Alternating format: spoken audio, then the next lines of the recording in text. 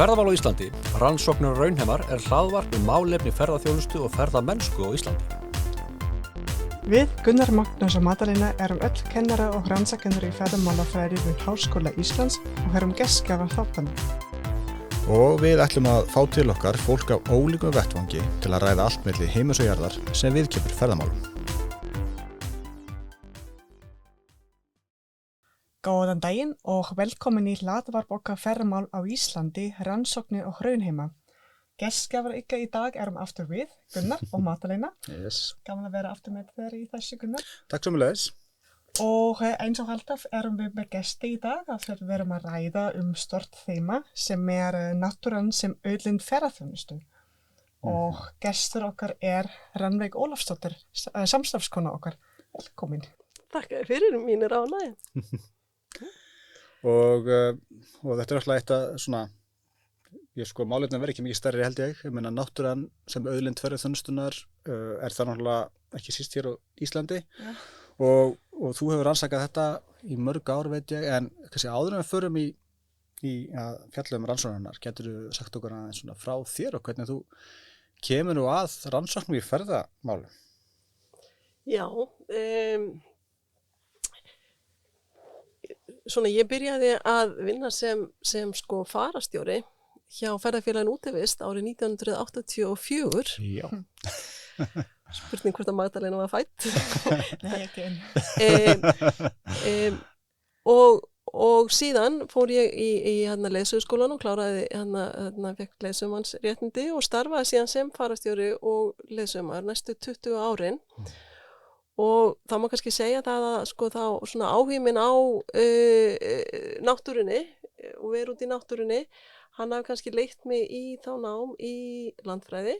Og ég kláraði sem sagt á BS-próf í landfræði árið 1992 og síðan BS-próf í jarðfræði 2 árum síðar, 1994, ásamt uppeldis- og kennslufræði eins og það hét þá. Á Íslandi eða? Já, hérna í háskólanum, sem sagt.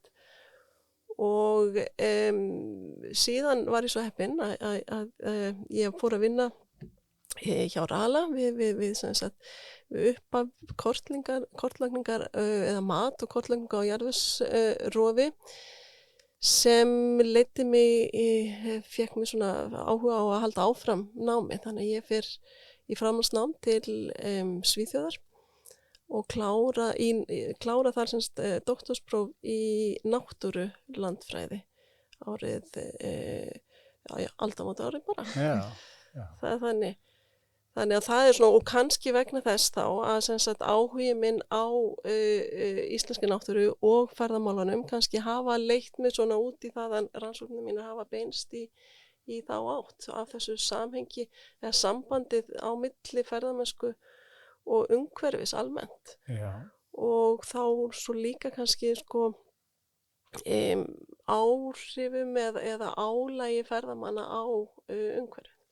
Það svona kannski kjarnin í því sem ég hef verið að, já það að setja heila flesta mín rannsóknir í það box, ef við getum sagt það svoleiðis. Þó að auðvitað höfum við náttúrulega við erum lítið rannsóknarsamfélag og samkeppni peninga, þannig að þú endar oft annar staðar heldur maður kannski einskjær áhuga ár, þannig að ég hef náttúrulega farið mjög víða í rannsókn. En þetta svolítið áhugaverð vinkill, en við erum búin að vera að tala um fólk sem meira svona í félagsvísinda megin í ferðaþjónustunni og ég ímynda mér að margir þegar þau hugsa ferðaþjónustu þá hugsa þau kannski aðalega viðskipti og efnahagsmál. En hérna erum við bara með bara náttúruvísindi og þetta kannski svona undirstrika hvað ferðamálafræðin þverfagleg, tengist mörgum þáttum.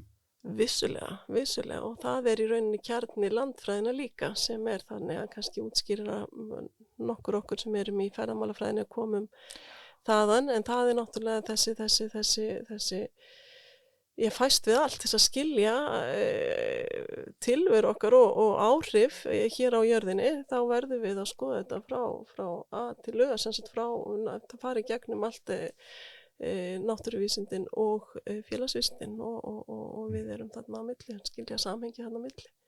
við getum ekki skilið áhrif ferðamanna öðruvísi en að skilja þessa eða skoða þessa heildarmynd. Það er bara ekki hægt. Nákvæmlega, og vera með puttun í þessu Já. allan hringinn.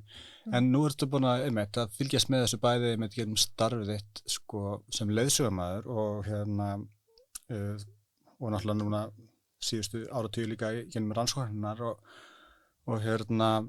hvernig slær þetta þig, sko, hvernig eru við hver svona staða náttúrunnar í íslenskri ferðaþjónustu og hvernig hefur hún breyst eins að þegar þú ert að byrja sem leiðsögumaður það var svona ferðaþjónustuna kannski svolítið í bara frumbensku hérna sko. Stór spurning held ég. Já, þetta er svolítið stór spurning. Þetta er alveg risa spurning, en samanskapin náttúrulega alveg rosalega mikilvæg og þannig að ég held að staða náttúrunnar sé sterk. Ég sko íslensk náttúra er bara einstök á heimsvísu og hún mótar okkar sérstöðu sem ferðamannaland í þessar alþjóðasamkeppni sem ferðamennskan er. Við erum í náttúrulega alveg rosa samkeppni með ferðamannin. Og og þetta vitum við flest. Það er kannski hins vegar bara erfiðara hvernig eigum við síðan að umgangast þessa auðlind og kannski svara því hver staðan sé með tilliti þess að þá er þessi auðlind alveg rosalega viðkvæm. Og það er kannski ekki bara eins og með allar aðrar auðlindir það er ekki sama hvernig við umgöngumst hana og kannski það sem mótar íslenska náttúru að mínu mati er vistkerfið og ég líti á það kannski sem banka og við getum þá litið á það er bara bankinn fyrir þessara auðlind sem við eigum og ef við bara ef þú sagðir margir koma frá businessnum frá efnahagsliðinni að þá getum við bara litið á þetta sem innistæðu í bankanum. Það er vistkerfið okkar. Hvernig ætlum við að stýra ferðamennsku þannig að við höldum verðmætinu, höldum innistæðinu, göngum ekki á hann. Þegar ég held að engin peningamaður, hann vilji sjá reikningin sinn tóman. Þú veist, það getur ekki verið góð hagfræði eða viðskiptafræði. Við viljum þvert á móti, við viljum efla þessa innistæðu og til þess að gera það þá þurfum við að auka þekkingu okkar, við þurfum að auka skilning okkar á því hvaða gerist þegar við þrömmum með 10 ferðamenn á viðkvæmum mosanum sem dæmi eða hraun sem við erum með núna hérna á Reykjanesi nýmyndu hraun sem eru ofsalega mjúkt í jarðefni og fljótt að breytast og mótast af manninum hvað er að gerast eða þá tala ekki þá gróðurinn sem er alveg einstaklega viðkvæmur þannig við verðum að skilja þessi ferli, við þurfum að skilja hvað gerist þegar við gerum og svo ég sagði, hvað gerist þegar við löpum með 10.000 manns en ef við byggjum síðan hótel, þú veist, á kannski miðju hrauninu, hvað gerist þá? Þú veist, það er ekki bara að byggja hótel, þú ert að byggja veg og þá náttúrulega þétturu allan jarðveginn og þéttir allt þarna þá breytir vistkerfinu, þannig að þú breytir þá flæðinu líka allt í kring og svo þarna kemur náttúrulega alls konar úrgangur frá okkur mönnunum, það bara fylgir okkur og við þurfum bara að skilja hvaða breytingar eru við til að gera og hverjar ekki. Þannig að þarna ekki vakna kannski eftir 10 ár og spyrja okkur, býttu hvernig fór þetta allt svona, heldur að þekkja það sem við erum með höndunum, hvernig ætlum við að nýta þetta og hvernig ætlum við helst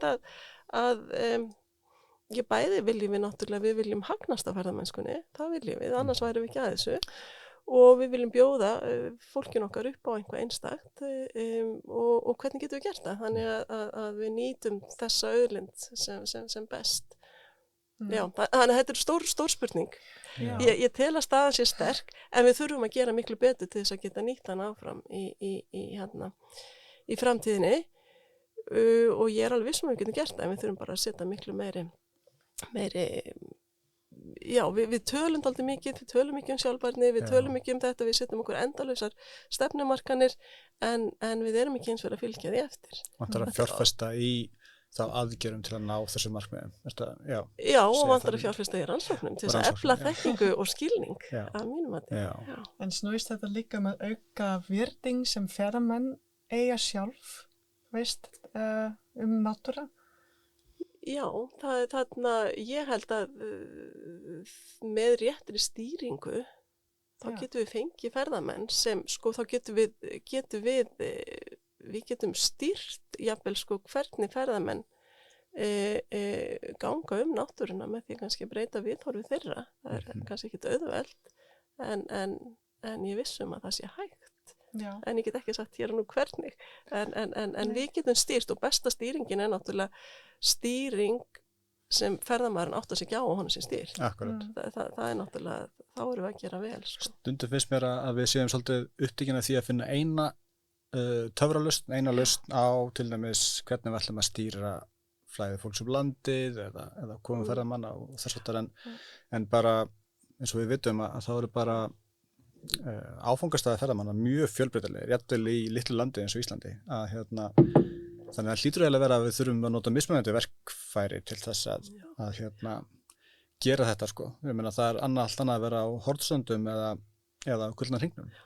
Já, ég bara gæti ekki verið meira sammála. Ég held að við þurfum að taka bara hvern stað fyrir sig, bæði út frá náttúrufárslegu sjónarmiði og samfélagslegu sjónarmiði. Þetta er bara hvernig ferðamennsku viljum við byggja upp, ekki bara við og fólki sem á heima á viðkomandi stöðum á hvaða svæði fyrir sig. Við þurfum náttúrulega að skoða hvern stað í sinni heild með öllu sem þar en ekki, það er bara, ég held að það sé bara grundvallar atriði í sjálfbæri hugsun að taka hvern stað fyrir sig. Þú getur ekki Örugglega, þetta eitthvað bara að hugsa núna því að ég sá daginn vídeó í TikTok.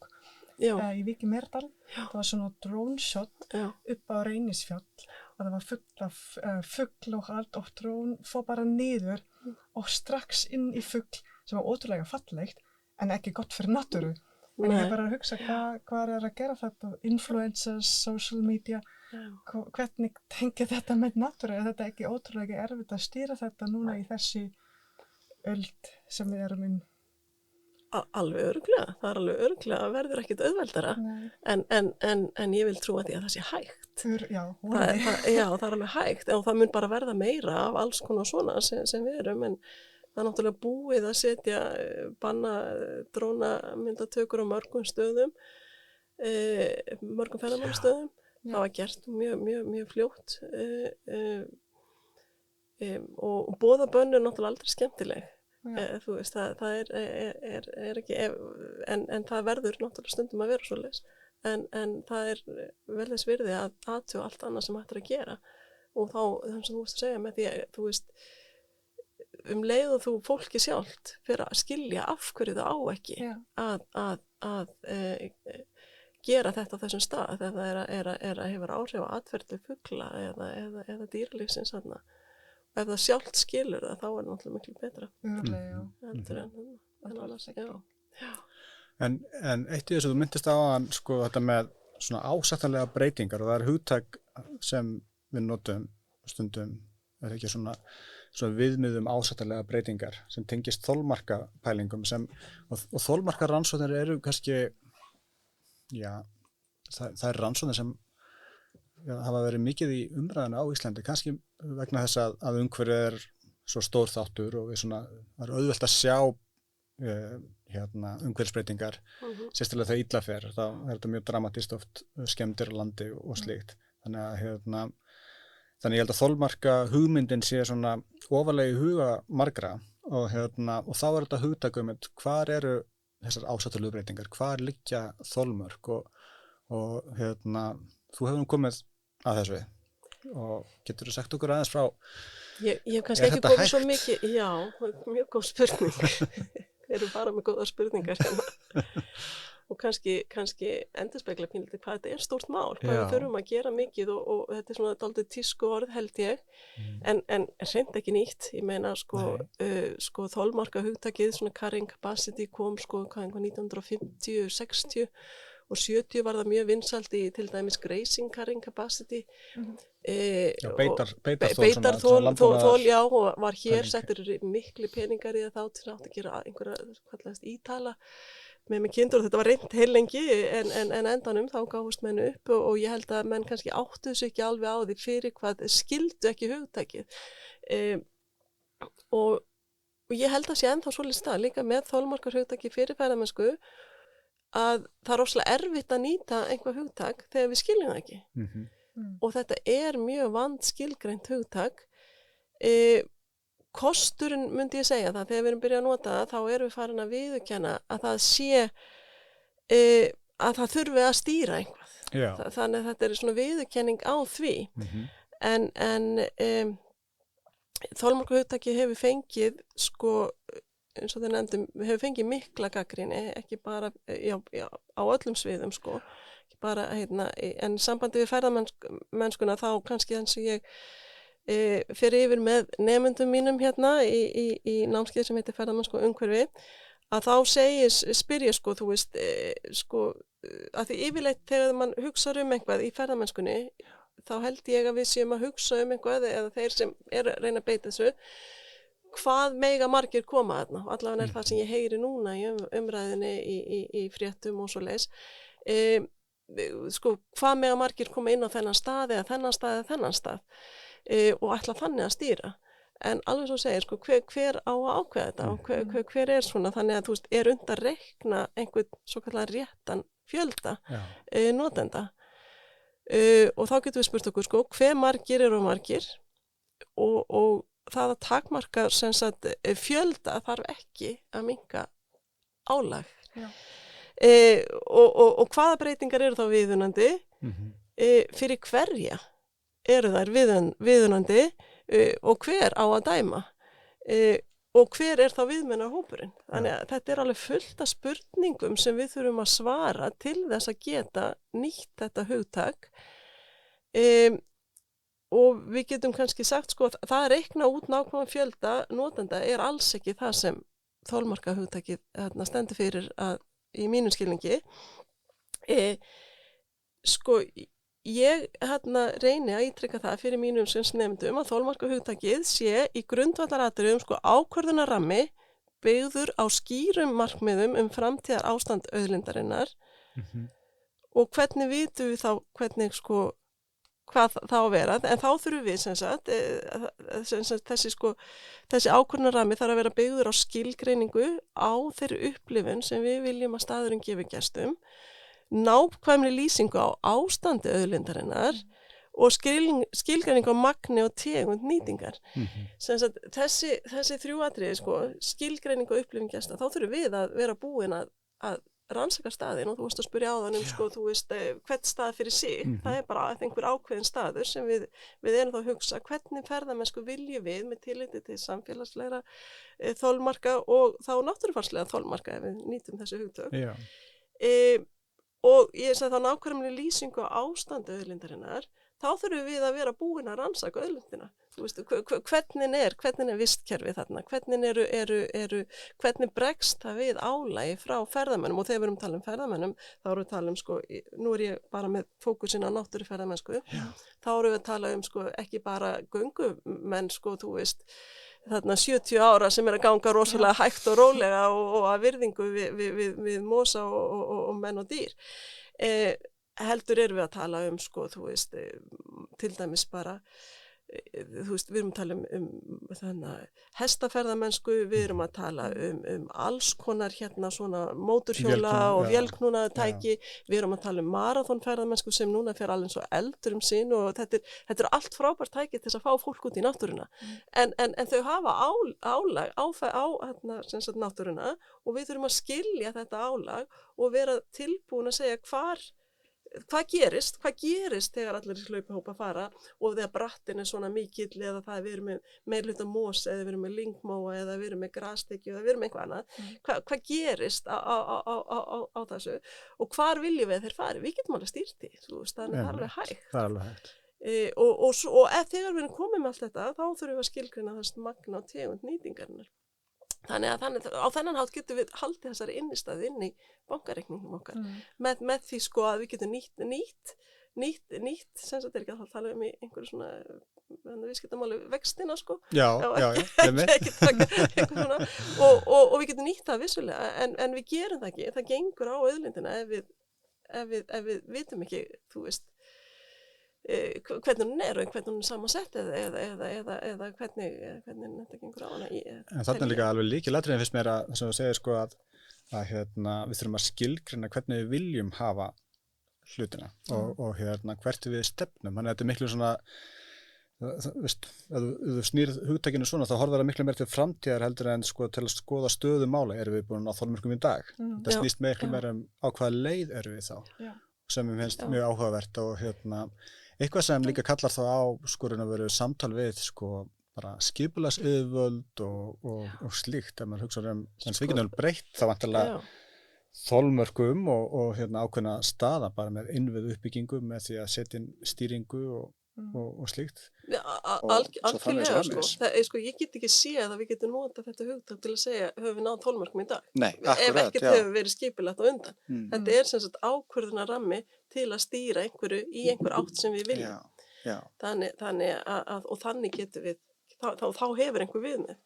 Þú verður að hafa einhver viðmið til að geta sagt þetta og ef viðmiðið til dæmis að byggja upp innvið til að fá fleiri ferðamenn þá það gott við í sjálfu sér en þá ertu náttúrulega búin að breyta staðnum, þá ertu farin að breyta ásýnd staðarins og þannig þá ertu farin að draga að öðruvísi ferðamenn sem eru með aðrar væntingar og upplifanir og það getur verið allt í lagi ef það var ákvörðunin sem var tekin í upphafi. Akkurat. En ekki bara að byggja alltaf eins og við hefum aldrei verið lenskan hér að við höfum verið við höfum ekki verið að mínu mati við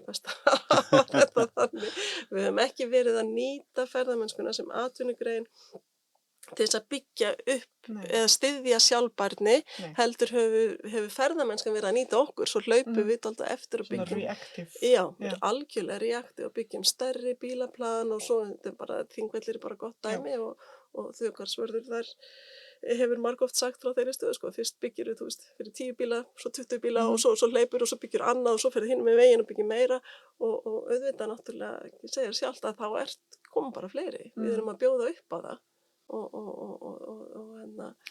þannig að það kannski af því það var ekki hugsunin hvernig viljum hafa og fjöldaferðamennska alveg örugglega rétt á sér á einhverjum stöðum. Það bara ágætt að hafa einhvern svona bara það sem það bara fullt af ferðamenn sem eru ánægðir þannig og vilja fara fljótt yfir, tjekka í sín box og svona og ef innviðir þar eru mjög góðir þá halda þeir sig bara á þessum slóðum og svo fara bara ánægðir heim og það bara alveg ágætt. En við þurfum hins vegar að vita hvar viljum við að þessu og svo held ég þetta sé miklu flóknar en þetta vegna þess að þetta kemur pínlítið inn á byggðaþróun og sveitafélag og allt svona. Það vilja allir eins og bensínstöðuna voru í gamla daga það vildi hvert sveitafélag hafa bensínstöðuna inn í sínu sveitafélagi svo að útsvarið og skattinni kæmi til þess Þannig að samaskapi vilja þeir líka fá þannig að þarna geta stjórnvöld komið inn að mínu mati og ef ákveður að byggja fjöldaferðamennsku á einhverjum ákveðnu svæði þannig að innviðirnir dreifist einhvern veginn á milli sveitafélaga sem þá myndi vera ákveðið að hafa minni uppbyggingu. Þannig að við verðum ekki búin að gera hvern einasta stað að fjöldaferðamennstað. Ég held að enginn vilji sjá það á framtíðar. En þegar þú ert að segja hvað viljum við, hvernig viljum við hafa ferðaþjónustu, hver við? Þetta líka svo stórt, þetta ekki, af því við viljum ekki bara alltaf sama. Rannsókna fólk, stjórnir, frumkvöla. Bara algjörlega og þarna kemur inn á það sem þessi sjálfbærni hugtaki líka reyna að ná yfir að það ekki bara, við erum ekki bara að hugsa náttúru bankan, heldur þetta samfélagslega og samfélagina mikil ósköp, mjög það fólk sem vill náttúrulega lifir á ferðamennsku og vill fá fullt af ferðamenn, það aðrir sem vil ekki sjá ferðamennsku og þetta bara þekkt út allan heim, þessir hagsmunaárekstrar þannig á milli og náttúrulega einhvern veginn góðs að við þurfum einhvern veginn að reyna að minnka þessa hagsmunaárekstra. Og þetta eitthvað sem þú hefur nú komið að í þínu verkefnum líka ekki með svona þáttöku aðferðum, þess að fá fólk til að taka þátt í að vinna skipulagshugmyndum og slíkt með kortagerð og fleiri slíku. Þannig að það dæmi þá svona leiðir sem hægt að fara til að sko ná þessu samtali, þess að mín tilfinning svo að það skortur svo mikið á þetta samtal sér tekið sko. Já, einmitt. Þarna það núna hefur verið sko held ég að við séum farin að hugsa aðeins sko stærra, við erum farin að tala sko velferð samfélaga sem hugtak sem ég bara mjög hrifin af og ég held að við eigum að hugsa það þannig og við fáum ekki, þú veist, þetta dæmi sem ég tók áðan að byggja þú veist, einhver risa hótel á einhverjum stað, hvernig það ekki allir sem eru sátti með það. Og þess vegna svo mikilvægt að fá það að gera þetta í sameiningu, sem sagt þá bæði sem sagt þeir sem eru bara stjórnvöld og heimamenn og þeir sem eru með ferðamennsku, móti ferðamennsku, þú veist að við fáum alla að borðinu til þess að gera þetta og þetta ánáttúrulega ekkert bara við ferðamennsku, þetta bara við allt saman, bara að heimamenn komi meira að ákvörðunartökum sem teknar í samfélaginu. Ég veit að þetta hægara sagt en gert, sko, en ég held að þetta sé rosalega mikilvægt og getur örugglega sparað mikið pening seinna meir í alls konar deilumál önnur. Það sem hefur staðsett pínlítið til þrifan það að hvernig fáum við heimafólk að borðinu. Það kostnaðarsamt, það tímafrekt og allt þetta hérna. Það var hérna með, þegar hvað heitir lögin hérna frá árinu 2000, sem sagt lög umhverfismat og þegar þetta var að byrja að koma hérna, þá og var svona, við fórum aðeins tókum upp alla þá samninga, þá þurfti að tékka í borð svona samráð við heimamenn og ég satt nú sjálf á nokkrum slíkum þegar ég bjó út á landi sko, svona fundum það sem voru kannski 200 manns sko og þá voru náttúrulega bara 2-3 sem tölu alltaf þessi sem örgulega sömu og stóðu upp á ársetöðunum og þorrablótunum ímyndaði mér og voru rosa skemmtilegir og svona þannig að það heyrðist ekki mikið í 90% fólks. Og ég, nú veit ég ekki hvort þetta sé svona allstaða sko en þarna var þetta í þessu öllum þessum fundum sem ég fór á. Og ég hugsa að ef samráðin eru svona þá kannski ekki allir að það ekki allir sem standa upp og segja en verða síðan reiðir þegar einhver búið að gera að vegur var byggður yfir einhver svæði sem voru þeim kæri eða einhvað svoleið sko þannig að við verðum að finna einhverja aðrar aðferðir og núna með tæknin breytist svo rosalega fljótt og það að koma alls konar upp og alls konar svona sem undir að nýta. Það auðvitað best að fá fólk á staðinn og helst að vinna í litlum hópum eða eitthvað svona, það náttúrulega það allra besta en fólk líka að verða uppteknara þannig að þetta svolítið áskorun að fá fólk að borðinu en þetta skiptir samt þeirra eigið samfélag og samfélagin að breytast rosalega hratt með aukinni iðvæningu allra þessara bara hefðbundina atvinnugrein okkar eins og sjávarútvegs og alls svona þetta að breytast rosalega og alþjóðavæðingin líka kom inn í þetta þannig að það skiptir máli að heim koma og ekki síður með ferðamennsku. Þannig að ég man eftir einu dæmis og ég fari hérna einu annað sem langt síðan en það var hérna sveitafélag út á landi sem þarna það voru bara örfáir íbúar eftir þarna. Það flyst þarna ungt fólk með börn og náttúrulega að hugsa hvernig getur það haft lífsviðurværi þarna áðins kannski að vera hefðbundin fjárbóndi eða í sjávarútvegi og það byggir upp þarna hótel og það nóg að gera allt sumarið.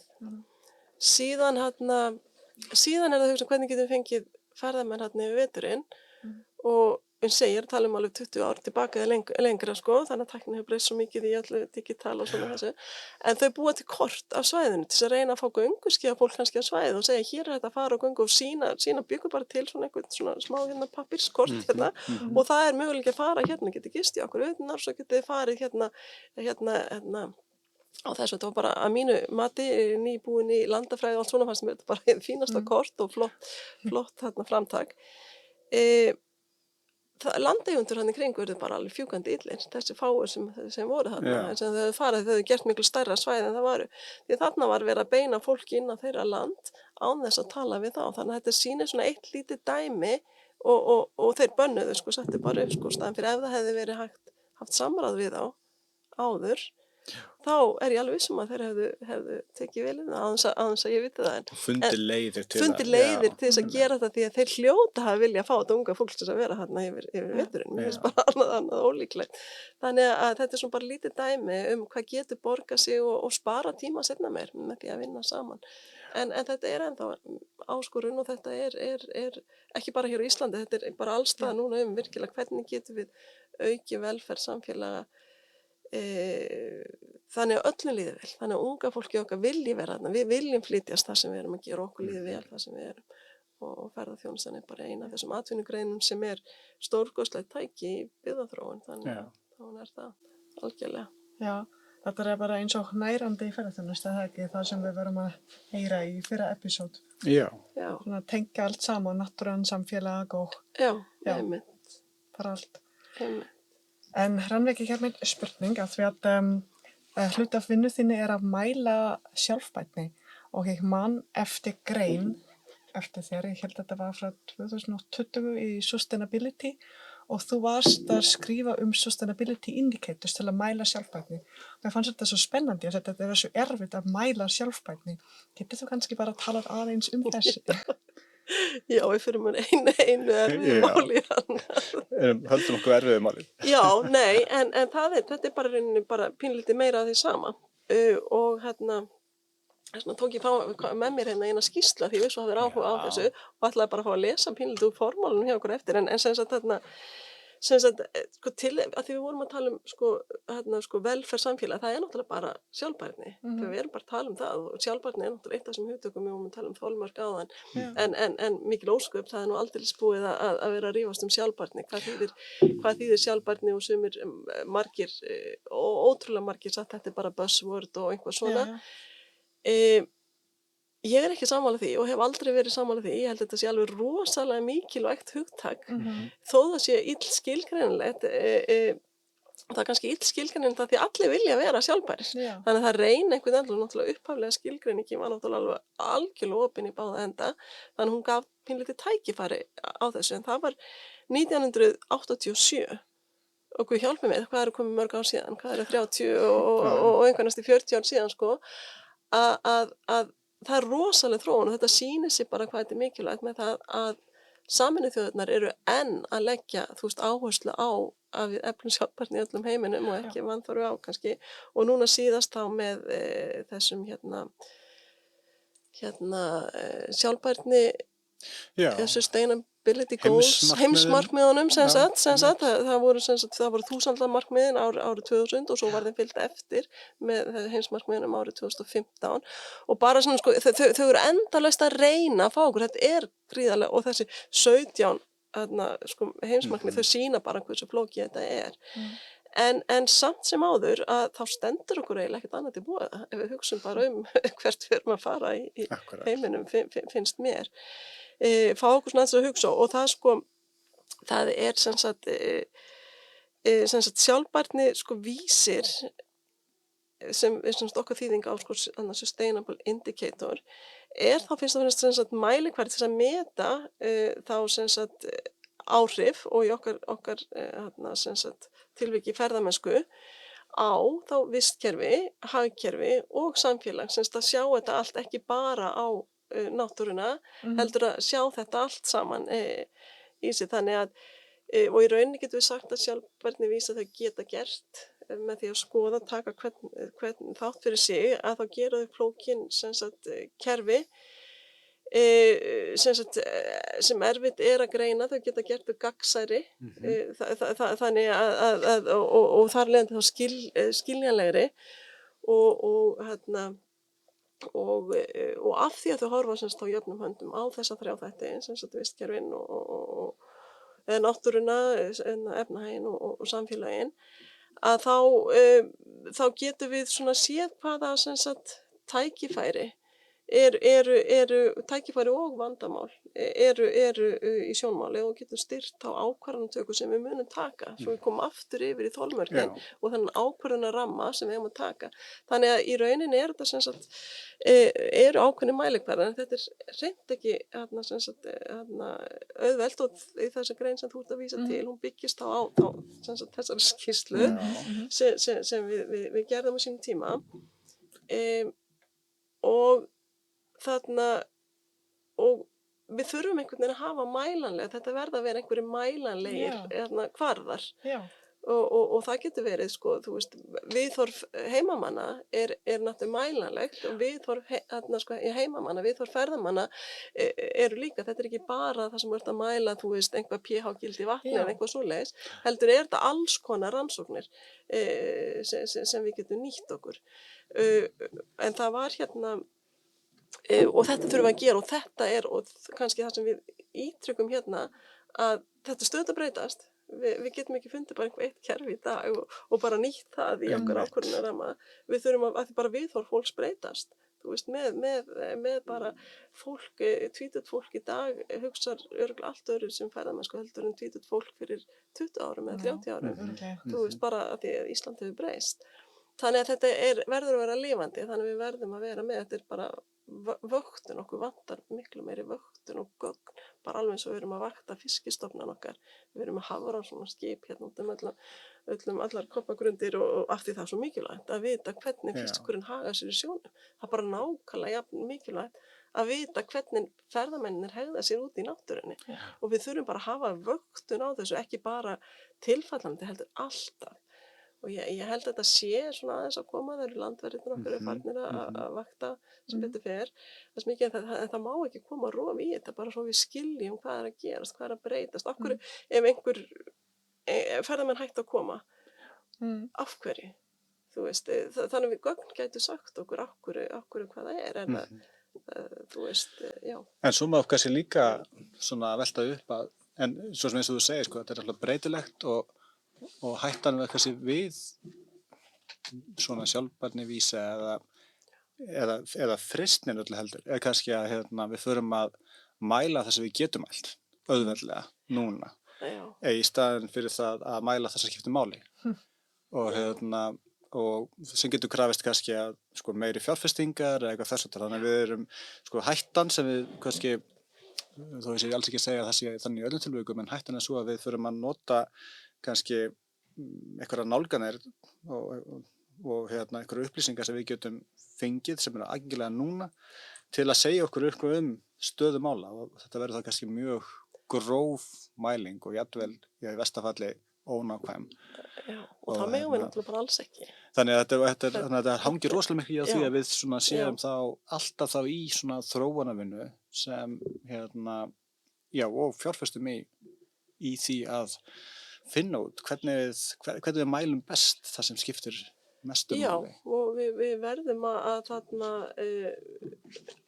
algjörlega sko, og sko, við þurfum líka bara að lista upp, auðvitað er það hægt á að við getum sko, þú veist, það sem við höfum þú veist, það sem við höfum aðgengilegt að, en það er svona, til dæmis svona viðhorf bara fólksins, hvað er það, bara sem dæmi sem sagt þarna nokkra sko vísa sem sko þarna við þetta sem sagt athugun svona sem við gerðum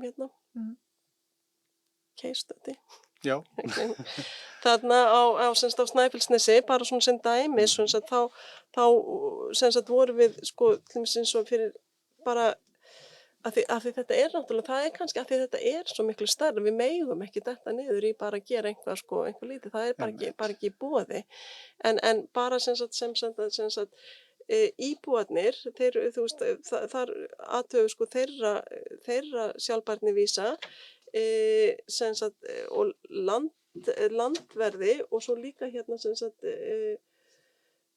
og svo fólki sem vandlum í þjóðgarðinum en til dæmis eins og bara íbúarnir þeirra mikilvægast og svo voru þetta alveg 40 vísar sem við bara þá sem sagt forgangsröðum upp en efnahagslega hérna, ef við hugsaum sko efna umhverfi, samfélag og velferð og við bættum stjórnsýslu líka við vegna þess að það er oft talað í sjálfbærni sem sagt að þessi þrjár víddir, það eru margir og verða alltaf fleiri og fleiri sem segja að við verðum að hafa stjórnsýsluna með sem fjórðu víddina því að það hefur sýnt sig að það sem stjórnvöld taka ekki þátt í að byggja upp sjálfbærni, það gerist ekki neitt. Ótrúlega mikilvægt að hafa þeim. Já, þannig að þeir verða bara að setja einhvað í þetta ef þeim er alvara þetta.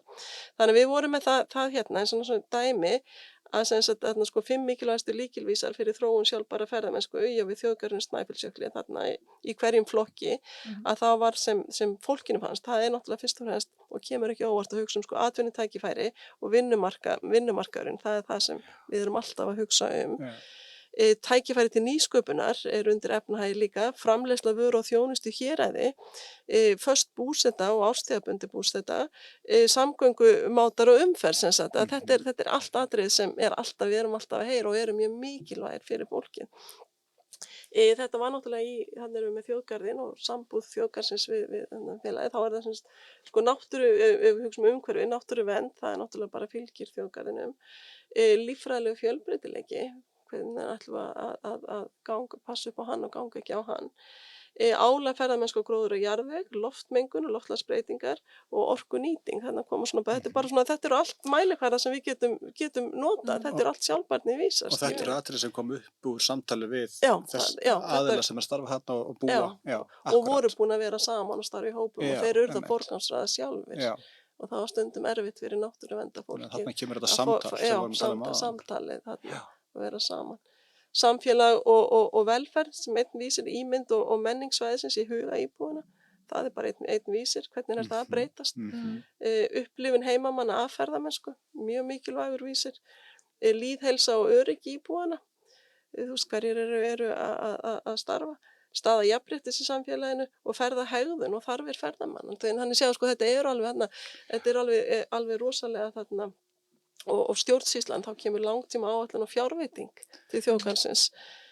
Vöktun á sjálfbærni, það er eitthvað sem sko stjórnvöld verða að gera. Og svo skipulagi landnýtingar áætlun og þróun ferðamennsku til framtíðarinnar, það er eitthvað sem þeir þurfa að gera líka. Mannauður þjóðgarðsins og þekking starfsfólk til sjálfbæra þróunar. Hversu vel þekkir þeir sem að vinna til sjálfbærar þróunar. Þú veist, ekki bara hugtaksins heldur fyrir hvað það stendur. Og stefnumótun fyrir sjálfbæra þróun, þetta allt það sem stjórnsýslan verður að leggja til, en kannski ekki að gera nema bara á yfirborðinu. Þannig að þetta allt sem er mælanlegt, en þetta vissulega, þetta ekki, þú veist, þú þarft að setjast niður, þú hristir þetta ekki bara upp úr. Þú þarft að setjast niður og þetta getur verið öðruvísi fyrir aðra staði eða þess áttar, önnur samfélög, þetta fyrir þjóðgarðinn á Snæfellsnesi til dæmis og svo ef við verðum að gera þetta kannski fyrir höfuðborgarsvæði þá verðum við kannski með önnur atriði kannski í forgangi en það sem áhugavert að þarna aðferðafræði komin og veistu til þess verið að nýta þessa aðferðafræði? Ég þekki ekki til þess. Þetta var mikil vinna sem við lögðum í þetta og ég held að sé ekki verið að gera það. Og í takti við það sem við þekkjum best erlendis frá líka þannig að sko að við erum komið með tól og tæki sem við gætum verið að nota mun meira til að vinna að sjálfbæri þróun ferðaþjónustu á Íslandi. Vissulega getum við gert það en þetta pínlítið svona að þarna þarf að sittast niður og vinna til framtíðar í langa tíma og þarna við erum pínlítið svona að við þurfum alltaf að sjá sko þú veist hagnaðinn á morgun þannig að þarna og þetta kannski ekki alveg svo og sjálfbærni bara fellur ekki undir það hún gerir það ekki og Það er langhlaup. Já, það vissulega langhlaup.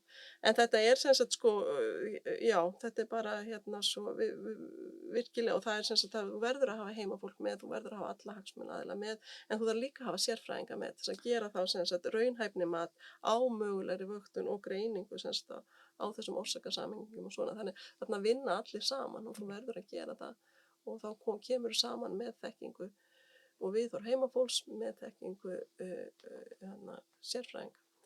Þannig að, þetta held þetta sé alveg gríðarlega mikilvægt en það þess vegna En kannski þetta- þrjóskast maður við að halda áfram í að vera í þessu.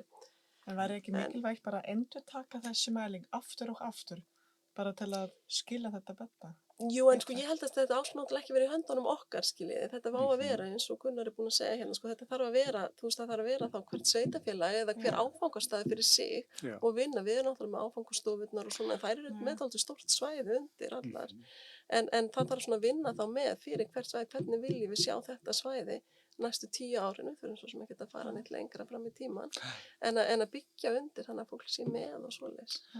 Kannski að svona, þess að við erum búin að vera svo lengi að spjalla og komumst ekki nánda nærri allt það sem við ætlum að tala um, en bara svona, ertu bjartsýn með framhaldið? Og það verður ekki að segja það. Erum við á réttri leið? Sko, bara, Í ferðamennsku á Íslandi. Já. Já, þetta er svona stórt spurning. þarna. Bara í 2 orðum. Þessi var erfið. Ég veit ekki hvort ég geti sagt bara samvinsku minna vegna að við séum á réttri leið í þessum, það er búið að vera alltaf mikið hraði. Já. Alltaf mikið hraði í þessu og það er oft verið að segja sko að við þurfum leið og það koma sko 2 ferðamönnum færri sko þá er alltaf farið við verðum að markaðssetja meira. Já. Við þurfum að mínum að horfa meira á gæðin sem við erum að bjóða og fá markað sem við viljum, sko ferðamennskan eins og þið vitið jáfnvel og ég, sko þetta er alveg svakalega delicate business, sko hann getur alveg horfið bara 1, 2 og 3 líka því að ég meina, hvað gerum við sjálf hérna 3, ef við erum ákveð að fara einhver, hvað er það sem við erum að hugsa og þannig eru bara allir ferðamenn, þú veist, þegar við erum í samkeppni við öll hinn lönd veraldar. Þannig að þetta er alveg svakalega viðkvæmur markaður og til þess að halda honum, við höfum allt til þess að geta gert það, en það er bara hvernig ætlum við að gera það. Og það er svona þurfum að vera að passa sem í markaðssetningu líka. Ég held að við höfum gert mjög mikið í markaðssetningu, en kapp er sem sagt best með forsjá held ég. En það er það voru má ég lesa aðeins upp úr, að því mér finnst sjálfbærni svo mikilvæg upp úr formálanum á þessari skýrslu sem gæti verið ágætis lokaorð. Já, er það ekki? Það hljómar vel. Sko var, sjálfbær þróun er eitt af þessum hugtökum sem flestir þekkja en færri skilja. Sjálfbærni snertir ekki einungis umhverfismál heldur hverfist sjálfbærni velferð okkar sem íbúa á ákveðnu svæði og snertir á þann hátt alla þætti okkar daglega lífs. Hugtakið sjálfbær þróun grundvallast þannig á heildarsýn allra þátta sem hafa áhrif á velferð okkar. Að baki því býr áhersla á þekkingu og skilning á þeim takmörkum sem náttúra, samfélag og samfélag setur umsvifum okkar. Til að ná fram markmiðum sjálfbæra ferðamennsku þarf þannig að stýra uppbyggingunni. Þetta á ekki síst við uppbyggingu ferðamennsku í og við friðlýst en allavega sko þannig við þurfum að efla sko þessa bara þú veist skilningin á því hvað gerist þegar við fáum ákveðna tegunda ferðamennsku á ákveðin stað sem er búin ákveðnum eiginleikum og það þekkjum við ekki alveg enn í dag og viðhorf fólksins sjálft sko. Hver eru viðhorfs enn hafa ferðamenn verið alveg svakalega ánægðir að Ísland var náttúrulega nýtt og spennandi. Já. En það er spurning og það var sko fyrir COVID var ferðamönnum byrjað að fækka þannig að þetta er ekki alveg nýtt sko þeim voru byrjað þetta voru náttúrulega alveg rosaleg sveifla þarna upp 30-40% milli 1915 og 16 og það er bara engu landi hollt og engri atvinnugrein hollt að vaksa. Nei, mjög erfitt. Og svo erum við ekki með svona þekkingarstruktúr eins og varst að benda á að við vitum ekki, við erum ekki alveg búin að gera upp hug okkar hvað við viljum. Svo var það 10-20% í áframhaldinu sko, svo fór aðeins að hægja á því en við vorum byrjað að fá alls konar gagnrýni öllum erlendum fjölmiðlum voru komin alveg heill hellingur af alls konar neikvæðum sko, gagnrýnisröddum íslenska ferðamennsku en svo bara einhvern veginn kom COVID og við hættum að hugsa þetta sko og svo þurfti náttúrulega að ná þessu upp aftur að þetta er bara orðið það mikilvæg sko atvinnugrein á Íslandi. Þannig að þarna, en ég held að við þurfum svona aðeins að horfa meira á gæðin en magnið. Já. Það eru góð lokaorð. Já, sammála. Það er líka bara svo erfitt að spjalla svona stortþemu í 45 mínútur. Við getum verið í allan dag, sko. Já, örugglega. Þannig að við erum alveg eftir að tala um víðernin og það allt saman. Við verðum bara að taka annan þátt á það. Já, gerum það. Takk kærlega fyrir að koma að ræða. Takk kærlega fyrir. Mín var ánægja.